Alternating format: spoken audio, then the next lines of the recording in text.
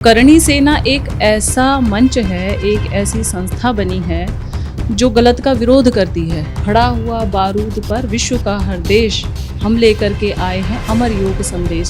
सबल समाज और देश सुरक्षित रहे, सुखी संसार। योग के द्वारा सबसे पहले बने स्वस्थ परिवार, हमारा बने स्वस्थ परिवार। जितने भी मेरे हिंदुस्तानी भाई बहन आज मेरे इस कार्यक्रम को देख रहे हैं वो धार्मिक बन जाएं, वरना तो अधार्मिकता आपके ऊपर हावी होने ही वाली है। कौन कहता है कि आसमां में छेद नहीं होता, एक पत्थर तो तबीयत से उछालो यारो। तो आप महिलाओं को लेकर क्या कहोगे? हमारे देश में महिलाएं कितनी सुरक्षित हैं? बिल्कुल बिल्कुल। देखो, मैं ये कहती हूँ कि महिलाओं को शारीरिक, मानसिक, आध्यात्मिक, आत्मिक हर तरह से सशक्त बनना चाहिए। हर तरह की मजबूती उनको देनी चाहिए।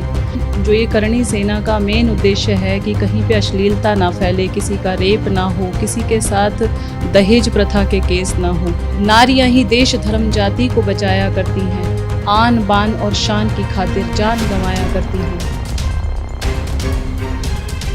नमस्कार, मैं दिव्या पांडे और आप देख रहे हैं न्यू इंडिया न्यूज नेटवर्क। आज हमारे चैनल पे मौजूद है हमारे साथ डॉक्टर विजाता आर्य। बहुत स्वागत है मैम आपका। नमस्कार, बहुत धन्यवाद। पहले तो हम अपने दर्शकों को बता देते हैं कि आज ही डॉक्टर विजाता आर्य को करणी सेना में महिला राष्ट्रीय अध्यक्ष का पद मिला है। उसके लिए पहले आपको बहुत धन्यवाद आपका, बहुत साधुवाद। मेरा पहला सवाल आपसे ये कि आपको करणी सेना में जुड़ने का आपका मुख्य उद्देश्य क्या है?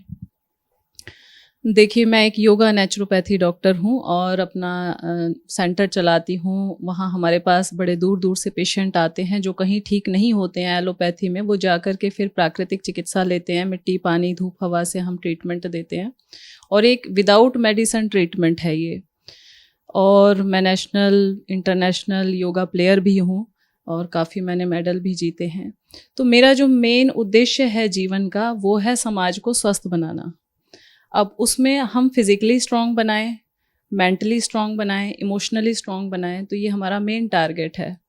अब कहीं ना कहीं हम उनको फिज़िकली स्ट्रॉन्ग तो बना रहे हैं, लेकिन मानसिक रूप से कैसे स्वस्थ बनाया जाए? अभी ये जो मानसिक स्वस्थ कैसे हो, लोगों के दिमाग में बहुत सारी चीज़ें हैं कि अगर कुछ गलत हो रहा है तो हम तो सभ्य हैं, हम नहीं बोलेंगे। आजकल ये बहुत चल रहा है कि हम पढ़े लिखे, जितना ज़्यादा जो एजुकेटेड हो जाता है वो समाज से कट ऑफ होकर के बैठ जाता है कि अगर हम इंटरप्ट करते हैं, अगर हम कहीं पे भी हस्तक्षेप करते हैं तो लोग हमें ही टारगेट कर देंगे कि देखो ये गलत का विरोध कर रहे थे। तो करणी सेना एक ऐसा मंच है, एक ऐसी संस्था बनी है जो गलत का विरोध करती है। कहीं पर भी कुछ भी गलत हो रहा हो तो वो बोलते हैं जा करके। और आजकल ये चीज़ आपको देखने को मिलेगी नहीं कहीं पर भी। लोग कहते हैं हमें क्या लेना देना। कहीं आपके घर के पास में आग लगी हो तो पड़ोसी जा कर के देखेगा नहीं कि क्या हो रहा है, क्या उसको परेशानी हो रही है। और फेसबुक पे और उस पे सब जगह आ जाता है, लेकिन घर के पड़ोस में समझ नहीं आता कि क्या हो रहा है। तो हमारी जो भारतीयता है, योग है, प्राकृतिक चिकित्सा है, हमारी जो कल्चर था ये था कि यहाँ के लोग मदद करते थे, एक दूसरे की हेल्प करते थे। वो कल्चर ख़त्म होता जा रहा है।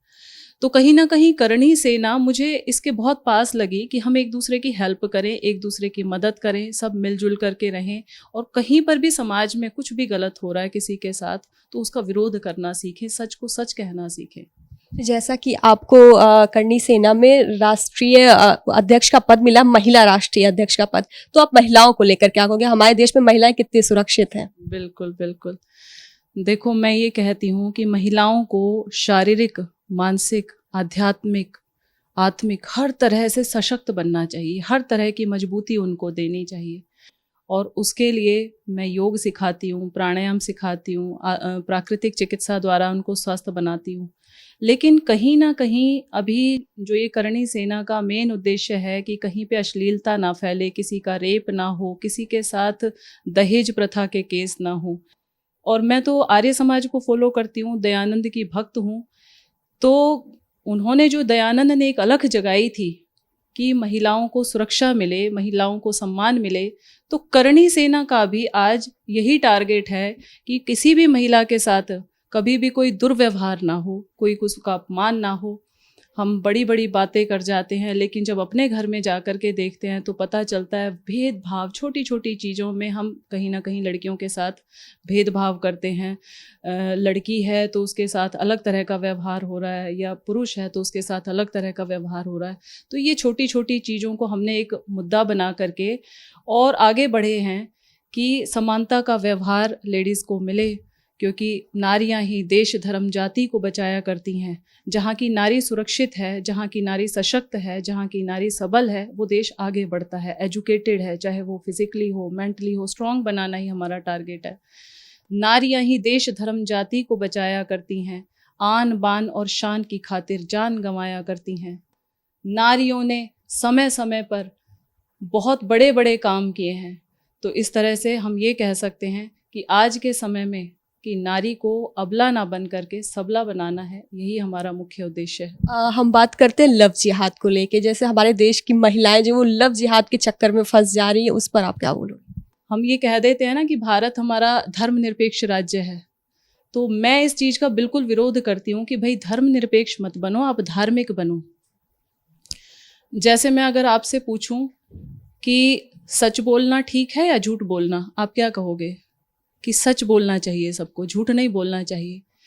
तो अगर झूठ का अभाव नहीं होगा तो सच कैसे बोला जाएगा? ऐसे ही अगर हम धार्मिक नहीं बनेंगे तो क्या बनेंगे? धर्म का उल्टा क्या है? अधर्म। तो अधर्म तो हावी होगा ही होगा। इसलिए जितने भी मेरे हिंदुस्तानी भाई बहन आज मेरे इस कार्यक्रम को देख रहे हैं, वो धार्मिक बन जाएं, वरना तो अधार्मिकता आपके ऊपर हावी होने ही वाली है।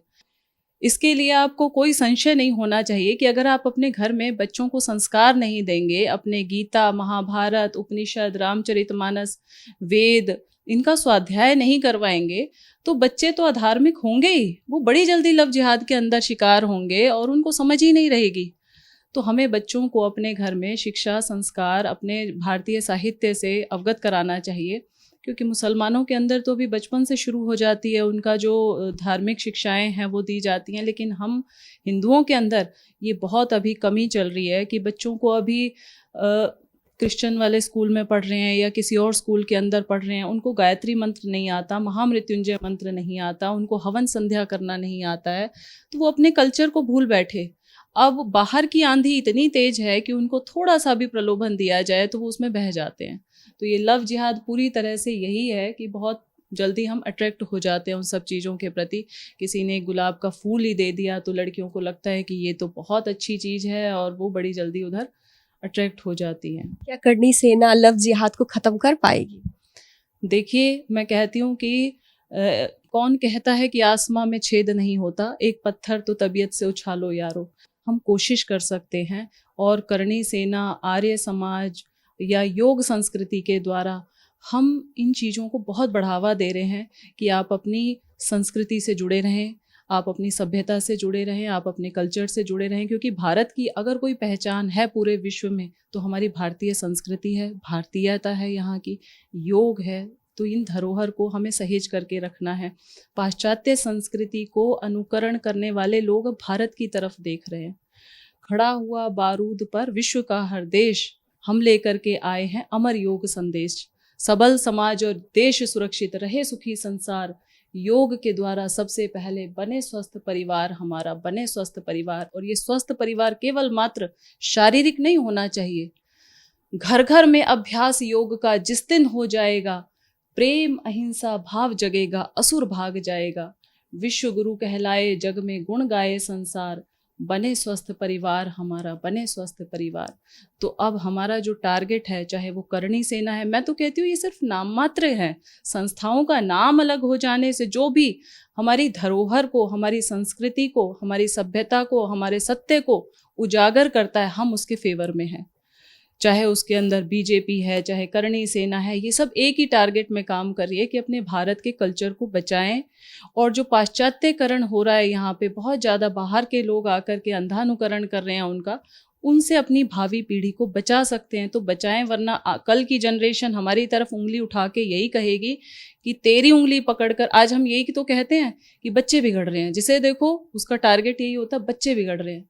और बच्चे हमारे तरफ उंगली उठा के कहेंगे कि तेरी उंगली पकड़कर सीखा है चलना और तेरी ही गोद में पले हैं हम, तू मत कह हमें बुरा दुनिया, तूने ढाला है और ढले हैं हम। तो ढालने वाले हम हैं बच्चों को, हम क्या उनसे शिकायत कर रहे हैं? रोज रोज शिकायत, बच्चे सब्जियां नहीं खाते, हरी सब्जियां नहीं खाते, बच्चों को कहो ऐसे कपड़े नहीं पहनने, वो पहनते हैं, उनको कहो क्लब नहीं जाना, उनको कहो कि बियर बार नहीं जाना, वो जाते हैं।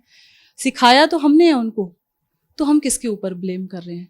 तो आज करणी सेना है या जितने भी मंच अपनी भारतीय सभ्यता को, कल्चर को बचाने का काम कर रहे हैं, हम उनके साथ हैं।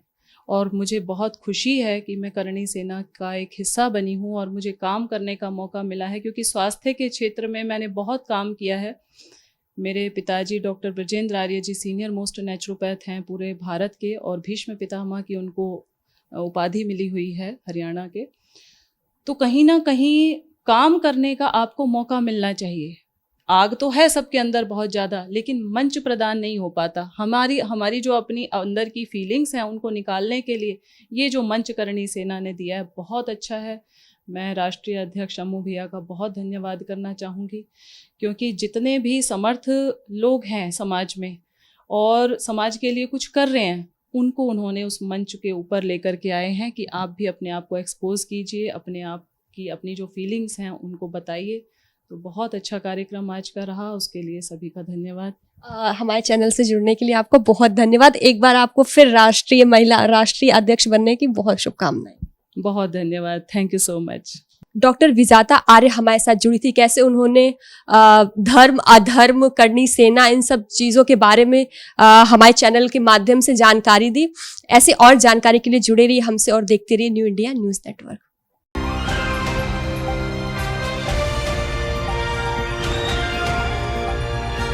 दिल्ली, हरियाणा, उत्तर प्रदेश, राजस्थान की हर खबर के साथ देखते रहिए न्यू इंडिया न्यूज़ नेटवर्क।